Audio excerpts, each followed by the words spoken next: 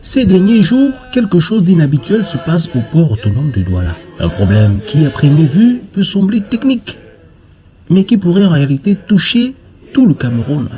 Le GICAM, qui regroupe de nombreuses entreprises, menace de bloquer les déclarations d'importation et d'exportation.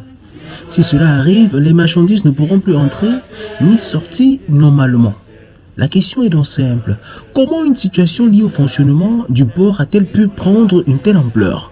Et surtout, qu'est-ce que cela peut changer dans la vie de tous les jours pour les commerçants comme pour les consommateurs? Essayons de comprendre calmement ce qui se passe.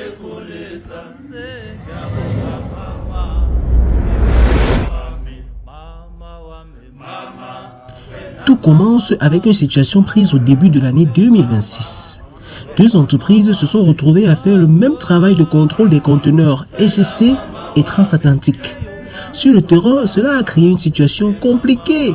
Les importateurs doivent payer 2 fois pour un service qui auparavant n'était facturé qu'une seule fois. Très vite, les effets se sont fait sentir, les coûts ont augmenté, les délais ont commencé à s'allonger et les conteneurs ont commencé à rester plus longtemps au port. Il faut bien comprendre une chose, quand le port ralentit, ce n'est pas seulement un problème pour les grandes entreprises. Cela finit toujours par toucher tout le monde. Le commerçant attend sa marchandise plus longtemps. Les stocks diminuent et parfois les prix montent. En regardant la situation de plus près, on voit que ce genre de blocage a créé un cercle difficile. Plus il y a de retard, plus il y a des frais et plus les marchandises coûtent cher à la fin. Ce qu'il faut retenir ici, c'est que ce n'est pas seulement une affaire entre opérateurs et administration, c'est une situation qui peut avoir des conséquences concrètes dans la vie quotidienne. Vous êtes sur City. Pourquoi les entreprises ont décidé de hausser le ton?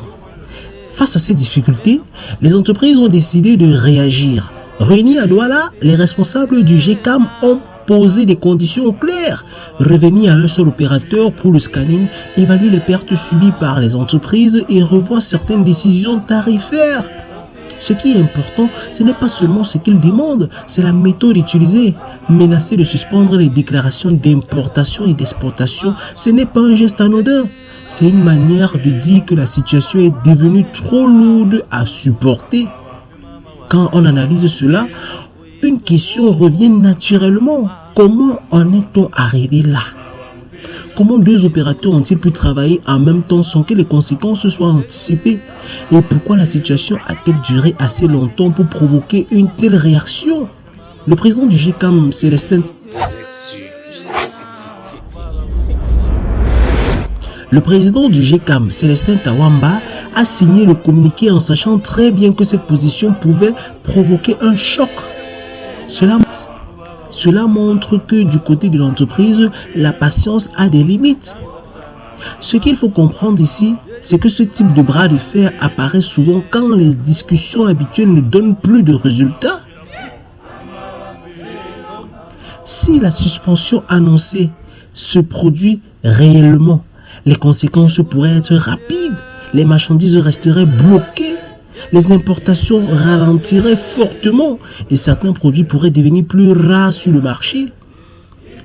Il faut aussi rappeler que le port de Douala est essentiellement seulement pour le Cameroun, mais aussi pour une partie de la région. Cela veut dire que les effets d'un blocage peuvent dépasser les frontières. En analysant la situation, on comprend que le premier impact serait économique.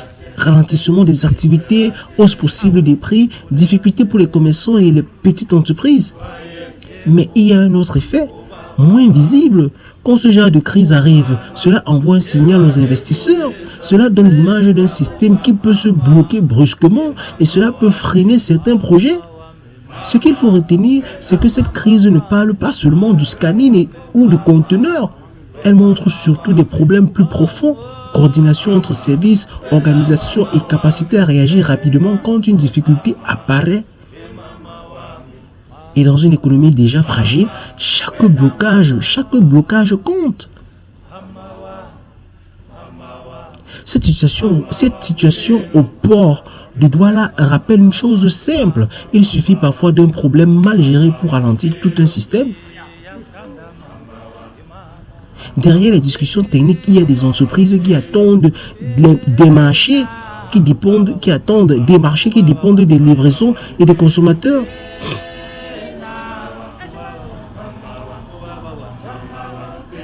Cette situation au port de Douala rappelle une chose simple. Il suffit parfois d'un problème mal géré pour ralentir tout un système. Derrière les discussions techniques, il y a des entreprises qui attendent des marchés, qui dépendent des livraisons et des consommateurs qui peuvent en subir les conséquences. La vraie question maintenant est de savoir si une solution serait trouvée rapidement ou si la situation devrait se détériorer davantage avant qu'une décision forte soit prise. Parce qu'en économie, la crise ne commence jamais brusquement, mais quand elle s'installe, les effets